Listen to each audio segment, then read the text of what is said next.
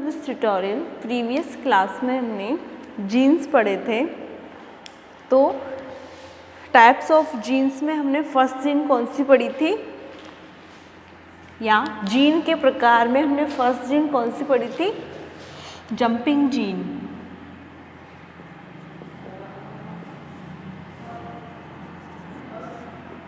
तो मैंने बताया था कि जंपिंग जीन की खोज किसने की थी, बारबरा मैक्लिंटॉक ने की थी। और किसमें की थी, मक्का के अंदर जंपिंग जीन की खोज की थी।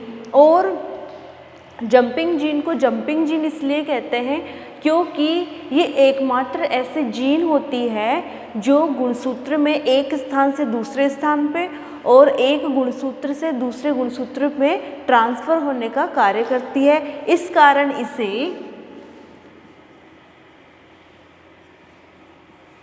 ट्रांसपोजोन और रिट्रो एलिमेंट भी कहते हैं।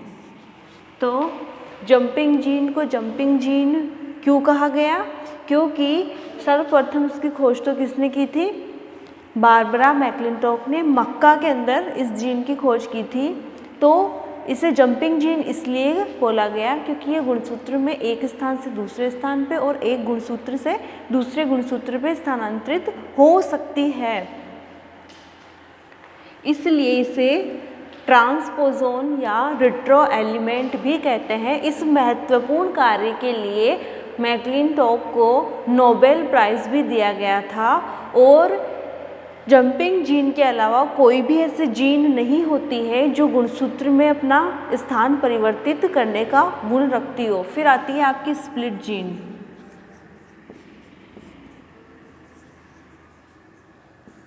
तो ये जीन यूकेरियोट्स में पाई जाने वाली जीन होती है, या मैं यूँ कहूँ कि स्प्लिट जीन मुख्यतया या प्रायः यूकेरियोट्स में ही पाई जाती है। यह जीन दो भागों से मिलकर बनी हुई होती है, एक्सॉन व इंट्रॉन। तो यूकेरियोट्स में प्रायः पाई जाने वाली जीन स्प्लिट जीन होती है और यह एक्सॉन व इंट्रॉन दो भागों से मिलकर बनी हुई होती है। इसमें एक्सॉन व इंट्रॉन एकांतर क्रम में उपस्थित होती है। मीन्स एक्सॉन, जैसे कि पहले एक्सॉन आएगा, फिर इंट्रॉन आएगा, फिर एक्सॉन आएगा और फिर इंट्रॉन आएगा। और ये जो जीन होते हैं इनके अनुक्रम एकांतर क्रम में होते हैं। मीन्स पहले बाहर की तरफ एक्सॉन आएगा, फिर अंदर की तरफ इंट्रॉन, फिर एक्सॉन, फिर इंट्रॉन, ऐसे इनके अनुक्रम व्यवस्थित होते हैं। और इनमें एक्सॉन होता है आनुवांशिक सूचना रखने वाला भाग। तो जो एक्सॉन होता है जो बाहर की ओर से शुरू होते हैं, तो एक्सॉन वह भाग होते हैं जो कोडिंग भाग होते हैं। मीन्स ये प्रोटीन के लिए या आरएनए के लिए कोडिंग करने का कार्य करेंगे, तो और आनुवांशिक सूचना रखने का कार्य करेंगे। तो ये कौन से भाग हो गए, ये कोडिंग वाले भाग हो गए। और इंट्रॉन होते हैं नॉन कोडिंग भाग, या मैं यूँ कह सकती हूँ कि ये वो भाग होते हैं जो आनुवांशिक सूचनाएं नहीं रखते हैं और एमआरएनए के संश्लेषण में योगदान नहीं देते हैं। तो स्प्लिट जीन प्रायः यूकेरियोट्स में पाई जाती है। यह एक्सॉन व इंट्रॉन दो भागों से मिलकर बनी हुई होती है। ये इनके अनुक्रम एकांतर क्रम में होते हैं, जो मैंने बता दिया कि पहले एक्सॉन, फिर इंट्रॉन, फिर एक्सॉन, फिर इंट्रॉन, ऐसे इनकी सीक्वेंस होती है।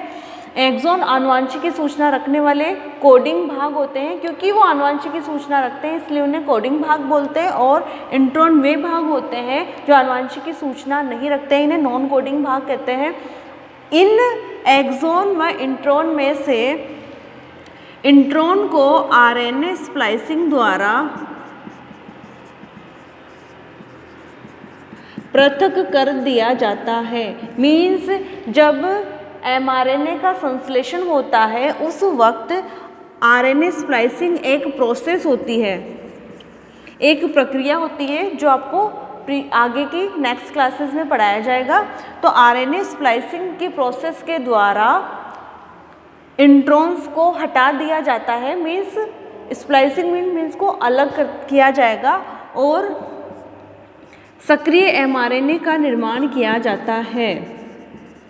तो मान लो कंप्लीट सीक्वेंस एक्सॉन व इंट्रॉन से मिलकर बनी हुई होती है, लेकिन जब mRNA का संश्लेषण शुरू होता है उस वक्त क्या होता है कि जो इंट्रॉन है इसको RNA स्प्लाइसिंग प्रोसेस के द्वारा काटकर अलग कर दिया जाता है और बाकी बचे हुए खंड जुड़कर सक्रिय mRNA का निर्माण करते हैं। और स्प्लिट जीन की खोज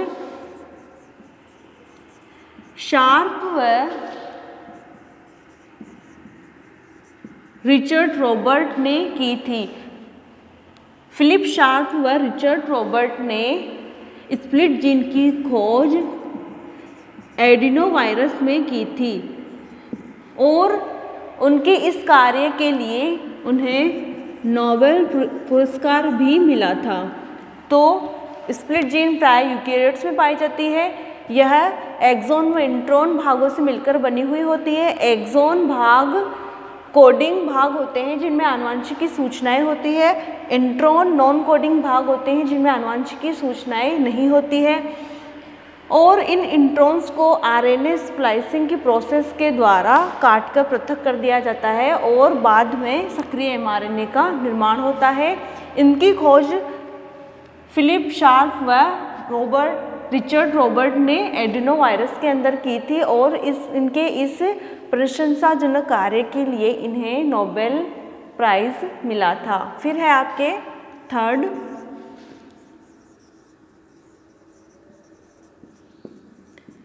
रिपीटेटिव DNA।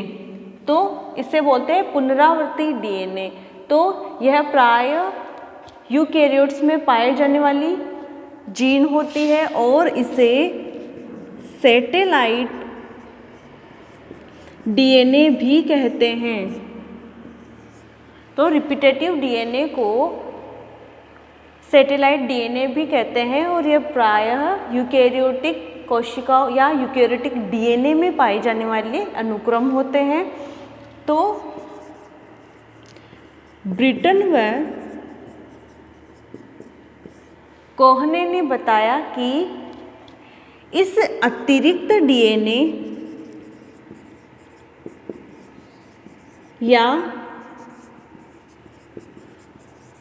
पुनरावर्ती DNA की जो विशिष्ट अनुक्रमों में ही पाया जाता है।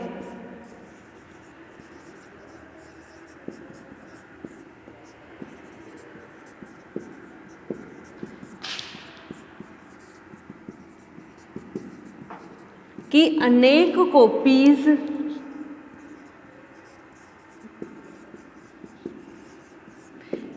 यूकेरियोटिक DNA में पाई जाती है, इसलिए इसे रिपीटेटिव DNA या पुनरावर्ती DNA कहते हैं।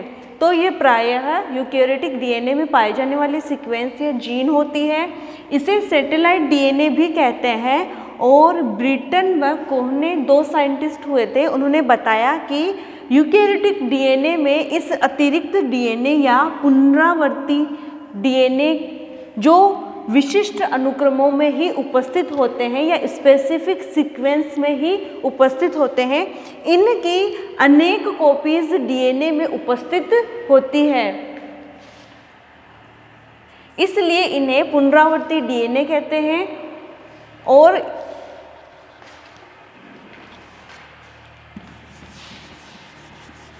इनकी संरचना कुछ इस टाइप से होती है।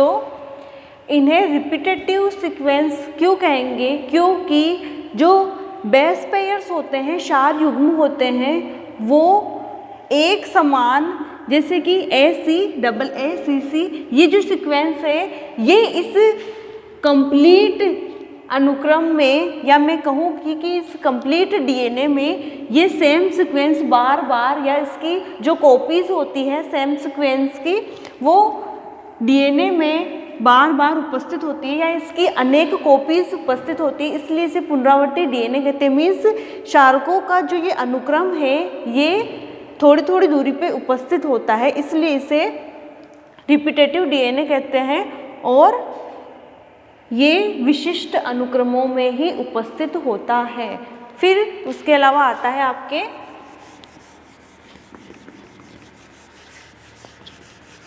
Fourth, coding gene.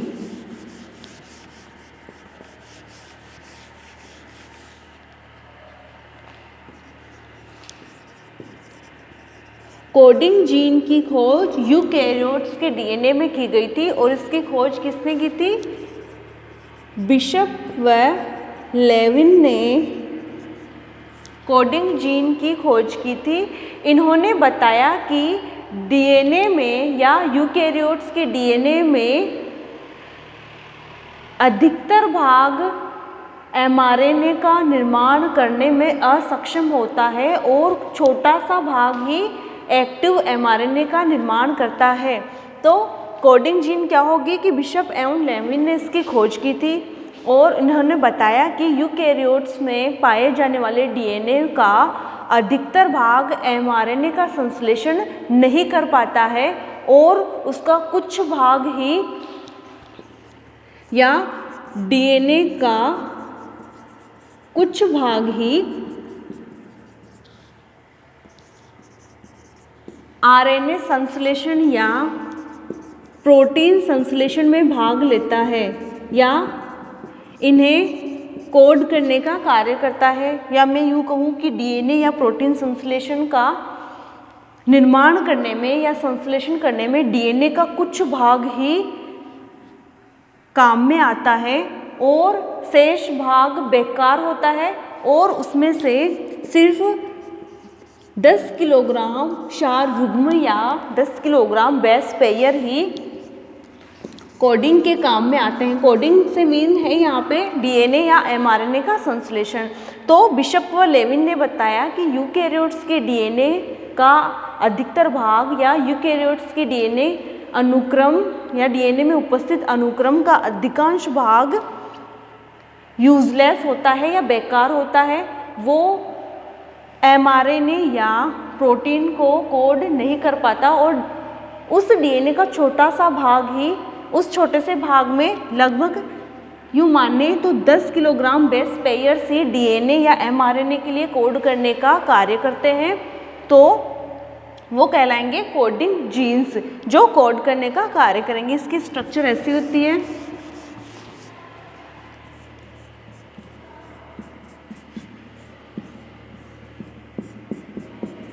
तो ये हो गया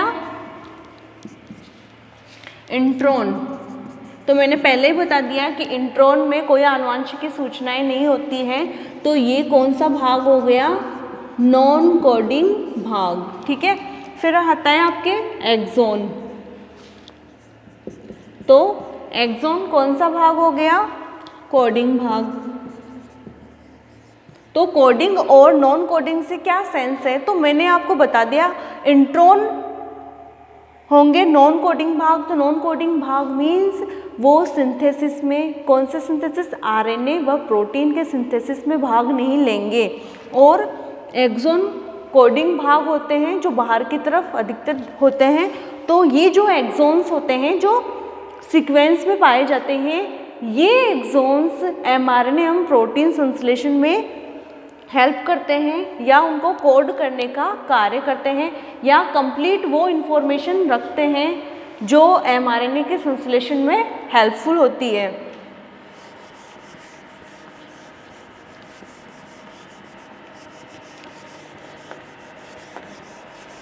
फिर है आपके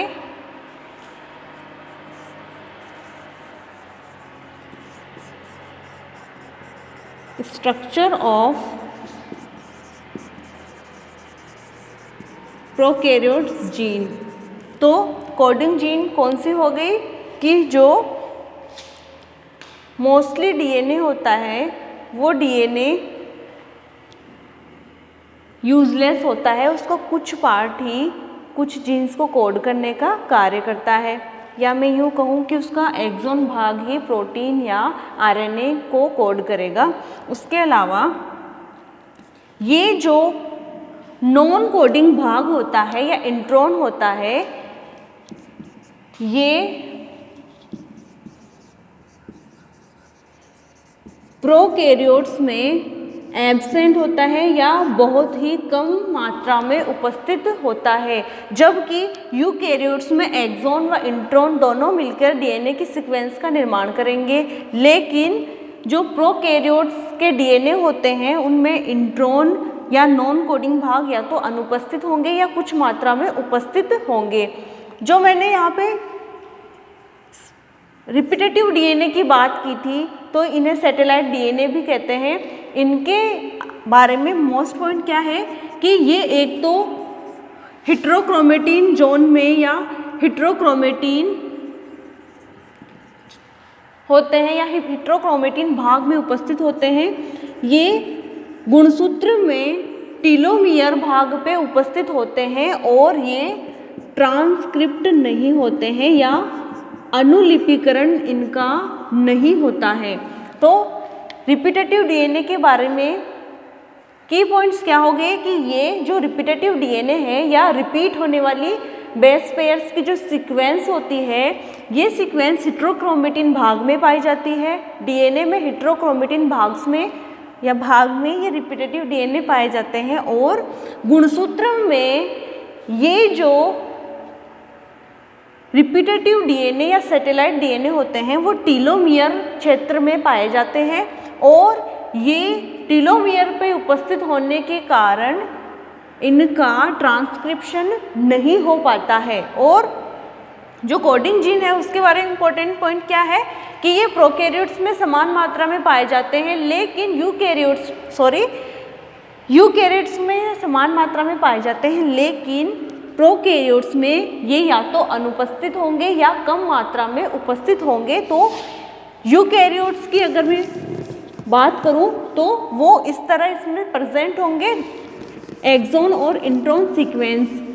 लेकिन जो यूकैरियोट्स की जीन है तो मैंने इसके लिए एक लाइन बोली है कि इसमें ये अनुपस्थित या कम मात्रा में उपस्थित होते हैं। तो यूकैरियोट्स की जीन कुछ इस तरह दिखाई देती है।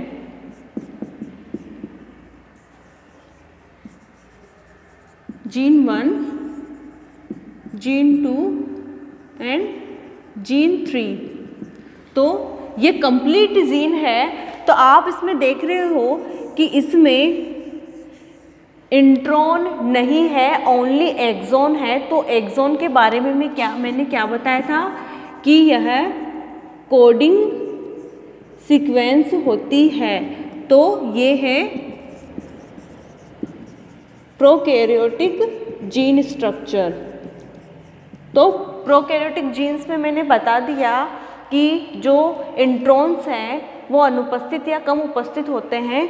तो कंप्लीट भाग एक्सॉन होगा और वो कंप्लीटली जब एक्सॉन ही है तो वो कोडिंग भाग होगा, मीन्स उसमें प्रोटीन को कोड करने के लिए सूचनाएं उपस्थित होंगी।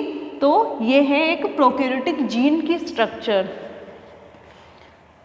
तो जो प्रोकैरियोट्स जीन होती है उसकी स्ट्रक्चर अपन कंप्लीट पढ़ेंगे। तो प्रोकैरियोट्स की जीन में कभी कभी ही इंट्रॉन पाए जाते हैं, उनमें मोस्टली एक्सॉन्स ही पाए जाते हैं जो सूचना को कोडित करते हैं। और वे भाग जो सक्रिय जीन बनाते हैं या डीएनए का सक्रिय भाग बनाते हैं वो भाग कौन से हो गए? कोडिंग भाग होते हैं जो प्रोटीन के लिए कोड करने का कार्य करते हैं। और इनमें वो सभी सूचनाएं होती है जो जीन या प्रोटीन या एमआरएनए के लिए संश्लेषण के लिए उपयुक्त होती है। तो प्रोकैरियोटिक जीन की स्ट्रक्चर में एक्सॉन व इंट्रॉन में से सिर्फ एक्सोन ही पाए जाएंगे जो mRNA का संश्लेषण करने का कार्य करते हैं। जो इसकी कंप्लीट स्ट्रक्चर है वो मैं आपको नेक्स्ट क्लास में समझाऊंगी। अभी के लिए इतना ही। Thank you.